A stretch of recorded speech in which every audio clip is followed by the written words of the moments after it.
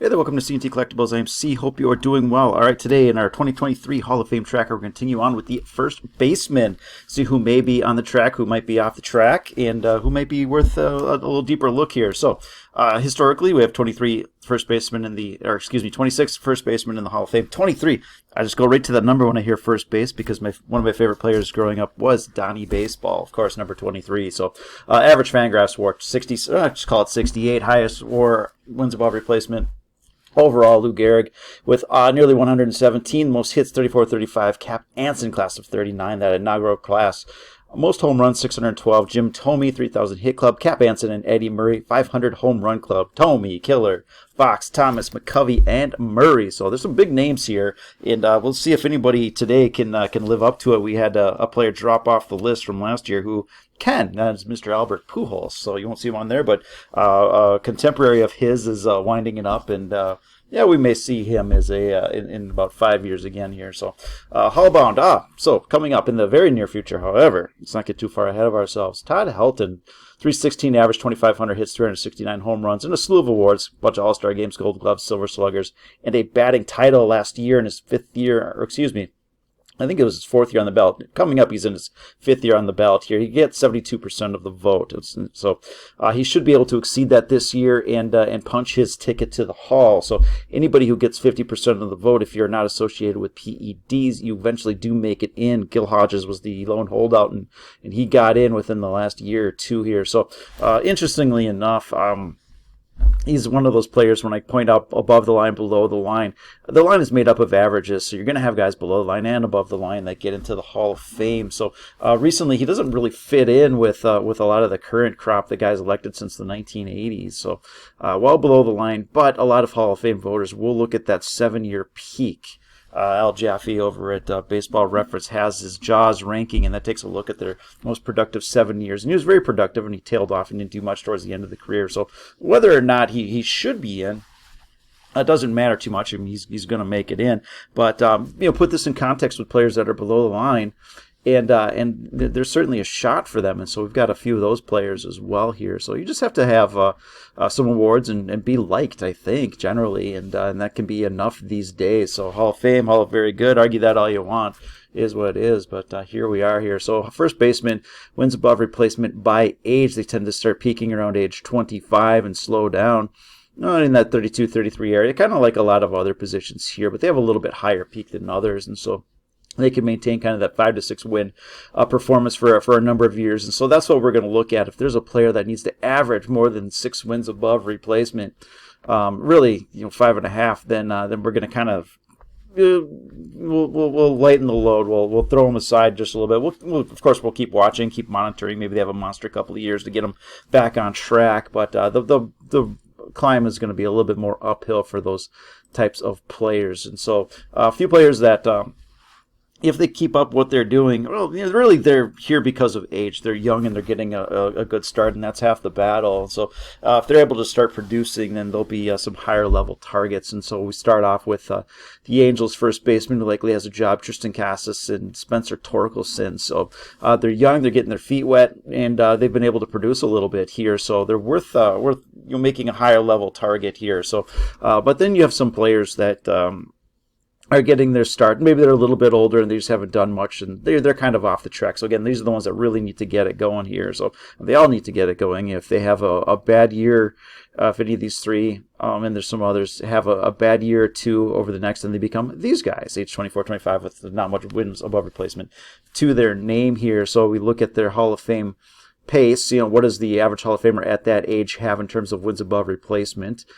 So a 21-year-old average Hall of Famer is going to have just under 2 wins. A 22-year-old is going to have just under 4 wins, et cetera, et cetera. And you can see how it ramps up, how they start really producing over the next couple of years. They're going to start putting up those 4-win seasons almost immediately. So we need to see out of these guys here to get to that, call it 63 wins above replacement at age 35, and then kind of age gracefully like the typical Hall of Famer.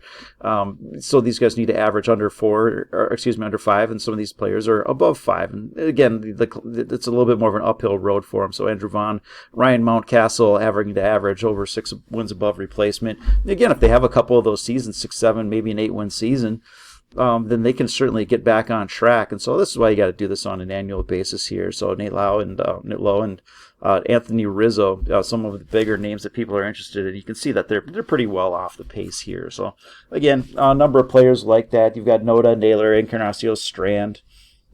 They're just young, and so it's going to take a few years for them to develop until we get a feel of what kind of a track they're on. So players that have been around for a few years, we'll start it off with Pete Alonso, who's 28 years old, 15 Fangraphs WAR. He needs to average just under 7 wins per season to get to that 63 wins above replacement by 35, and there's a reason he's on this list. So 635 hits, 192 home runs, and a 250 average. Rookie of the Year, 3 All-Star games, and a couple of home run derby championships, which not going to move the needle too much with Hall of Fame voters or anything like that, but it ties into why we may want to take a closer look at him.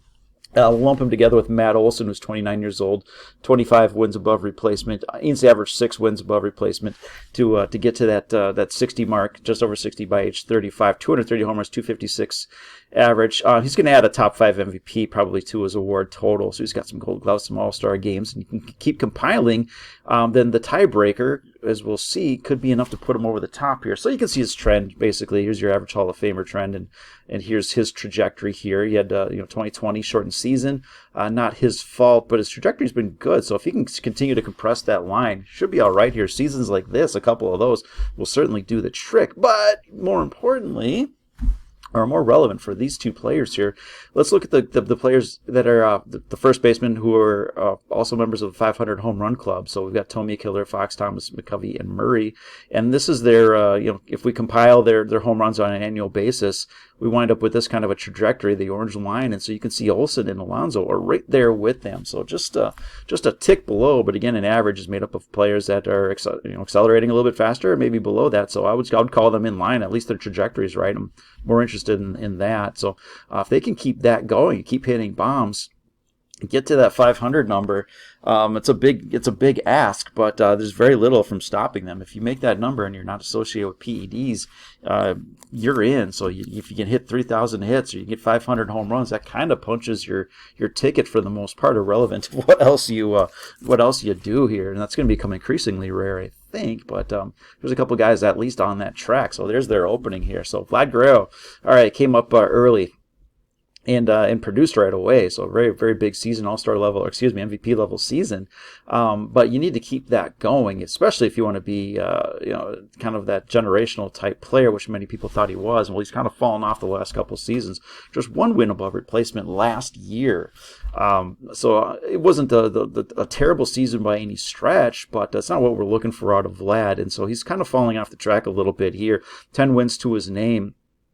In order to get to that 63 number, he needs to average just under 5 wins per season. And so he's done that, but he's going to have to repeat that. A lot of this happened in a minor league ballpark, and so we'll have to see if he can fix that a little bit. He's got some other things under the hood that he'll need to correct that. We'll get him back to that MVP level season. But anyways, here we are, 130 home runs, 279 average, and so he's top 5 MVP, 3 All-Star games, Silver Slugger, Golden Glove. So still like Vlad, the talent is certainly there. He's done it in the past, and so we'll see what he can do. But he's going to have to get back on his horse in the very near future here. Paul Goldschmidt, MVP, the reigning MVP, at least for another couple of weeks here until Acuna takes that from him. But 57 wins above replacement. If he can have a roughly 5.5 win season next year, he gets to that mark that we're looking for. He's short of that actually because he is 35 now technically, but whatever. If he can just hang on for a couple of years, then he's good to go here. So what we want to see out of him is add the hit total. So if he can get closer to that 2,500 hits or something like that, maybe 400 home runs, should do the deal here. So I think if he just ages gracefully, that's then he's punching his ticket here. So his top 4 times in the top 5 MVP voting, 7 All-Star games, 4 Gold Gloves, 5 Silver Sluggers, and so I think people want him in, but I think there's just a little bit more that needs to be done. If he retired today, it would be close, and again, 2 or 3 more pretty decent seasons or Goldschmidt level seasons, and that should do the deal here. So Freddie Freeman, 33 years old, 58 wins above replacement. Doesn't have to do much to get to that 63 wins above replacement at age 35. 2,100 hits, 300 lifetime average. He's got the MVP 4 top 5 finishes, 7 All-Star games, Gold Glove, 3 Silver Sluggers. He's moving into generational territory, so he's above the line for the average Hall of Famer. So what he's been able to do the past couple of years is pretty tremendous. And so when looking at him, he was always on the path. And he's just really accelerated over the last I'm not, it's tough to say even accelerated. So he's been doing terrific his entire career, but now he's going vertical on this thing here. So if he can keep that up, then he could be the generation's best here. So I always like Freddie Freeman, and well, he's not giving you any reason not to like him here. So all right, Joey Votto. 39 years old, 58 wins above replacement. Kind of hurting himself by hanging around a little bit here. So 2,100 hits, 350 home runs, 294 average. He does have the MVP, which again is a really nice tiebreaker to have when you're kind of on this sort of a track here. 3 top 5 finishes, 6 All-Star games, and a Gold Glove. And so I think he's just really, really well liked, and people want him in. He's got some on-base numbers that are historically very, very good. I think in his on-base percentage, combined with his batting average and slugging, he's in like the top 8 or 10 or something like that of players all time in those 3 metrics, and everybody else is in the Hall of Fame. So I think a lot of people are just saying he's in, they like him so much.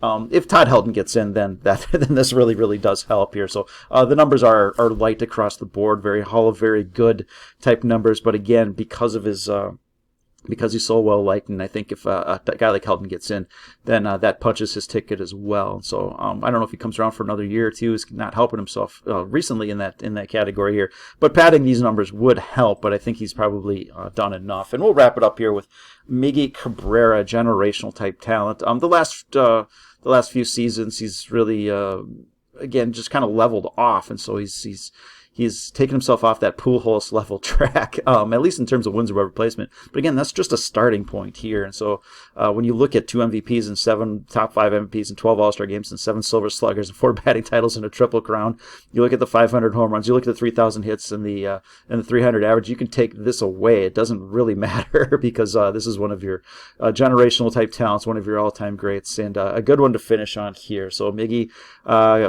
he'll ride off in the sunset as one of the all-time greats at the position. Well, I mean, he was left field, third base, and finished up at first. So, but yeah, again, one of the all-time best, no-brainer, and a good one to finish on. So, thank you for watching. Appreciate the time you spent here.